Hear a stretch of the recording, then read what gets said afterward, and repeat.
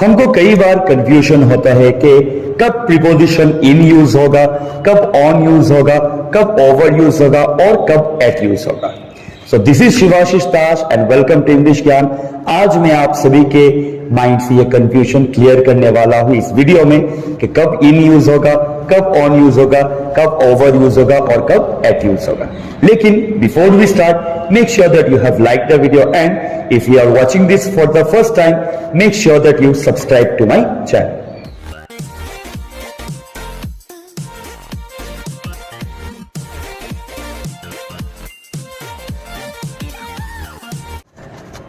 So, in, on, over, at ये चारों preposition of position या फिर प्रीपोजिशन ऑफ प्लेस में कंसीडर किए जाते हैं। सो इन का मतलब क्या होता है? इन मतलब इनसाइड या फिर इंक्लूडेड, मतलब अगर किसी चीज के अंदर में कुछ होता है तब हम बोलते हैं इन।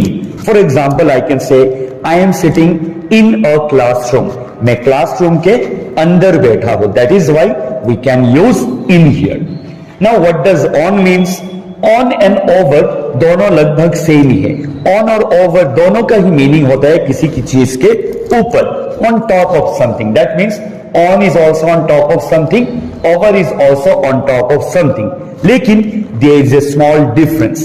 The difference is that on कब यूज होता है? when it is touching, and over कब यूज होता है? when it is not touching. For example, अगर मैं कहूं मैंने अपना पेन टेबल के ऊपर मैंने रखा है, so I have kept the pen on top of the table, लेकिन ये टेबल पे टच हो रहा है, that is why I will use I have kept my pen on the table.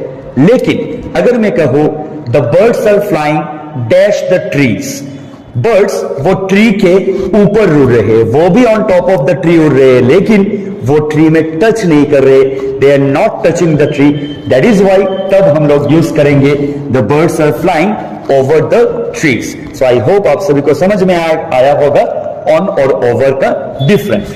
And the last one is at. At refers to a definite point. अगर मैं कहूं I am sitting at my desk, मतलब मेरा desk जहां है, जहां मैं बैठता हूं, जो मेरे बैठने का डेफिनिट पोजीशन है, मैं वहीं पे बैठा हूं। सो मैं नहीं कहूंगा कि आई am sitting in my desk, मैं डेस्क के अंदर नहीं बैठा हूं। मैं नहीं कहूंगा कि आई am sitting on my desk, मैं डेस्क के ऊपर नहीं बैठा हूं टच करके। और आई विल ऑल्सो नॉट से कि आई am sitting over my desk, मैं डेस्क के ऊपर बिना टच किए हुए नहीं बैठा हूं। I will always say I am sitting at my desk. So I hope आप सभी को इन सारे में डिफरेंसेस समझ में आ गए हैं। चलिए इन सभी से एक एक सेंटेंसेस देख लेते हैं। सो हियर आर 4 सेंटेंसेस जिनमें हम या तो इन या फिर ऑन या फिर ओवर या फिर एट यूज करेंगे। सो लेट्स सी क्या होगा। The first one is she was waiting for me dash my room, मतलब वो मेरे लिए मेरे रूम के डैश वेट कर रही थी। सो लेट्स सी क्या होगा इसमें। क्या यहाँ पे ओवर होगा? इट विल मीन वो मेरे लिए रूम के ऊपर वेट कर रही थी। क्या यहाँ पे एट होगा? डेफिनिट प्लेस, वो मेरे लिए रूम में dash, that means at my room wait कर रही थी। या फिर वो मेरे लिए ऑन माई रूम वेट कर रही थी, या फिर वो मेरे लिए इन माई रूम वेट कर रही थी। सो फ्रेंड्स, ये कहना चाह रहा है कि वो मेरे लिए रूम के अंदर वेट कर रही थी। And as we have learned, अंदर means in, so answer will be she was waiting for me in my room. So let's see the second one.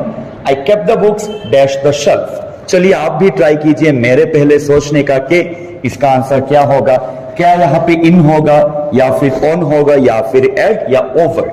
So sentence में कहा गया है कि आई kept the books dash the shelf, मैंने books shelf के dash रखा था।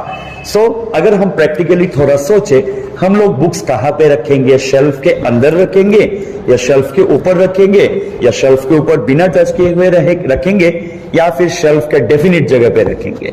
So it will definitely be कि हम लोग शेल्फ के ऊपर रखेंगे लेकिन टच करके रखेंगे। That is why the answer will be I kept the books on the shelf. Let's see question number 3. There is a fan dash the bed.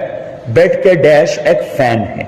Again अगर हम चारों में से सोचे, बेड के अंदर एक फैन है इन द बेड, या फिर बेड के ऊपर है टच किया हुआ एक फैन है, या फिर बेड जहां पे उस डेफिनिट पोजीशन में ही एक फैन है, या फिर बेड के ऊपर बिना टच किया हुआ एक फैन है।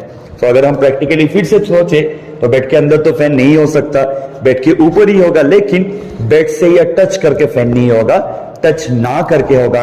And as we have learn, बिना टच किए हुए अगर ऊपर होता है तो it will be over. So answer is there is a fan over the bed. So let's see the last question. The principal is sitting dash his table. Principal अपने table के डैश बैठे हुए हैं। So क्या वो अपने table के अंदर बैठे हुए हैं? क्या वो अपने टेबल के ऊपर टच करके बैठे हैं? क्या वो उनका टेबल जहां पे है वहीं पे बैठे हैं, या फिर क्या वो अपने टेबल के ऊपर बिना टच किए हुए बैठे हैं? So आप सभी को समझ में ही आएगा। The answer is at, मतलब जहां पे उनका टेबल है वो वहीं पे बैठे हैं। That is why we will use at here.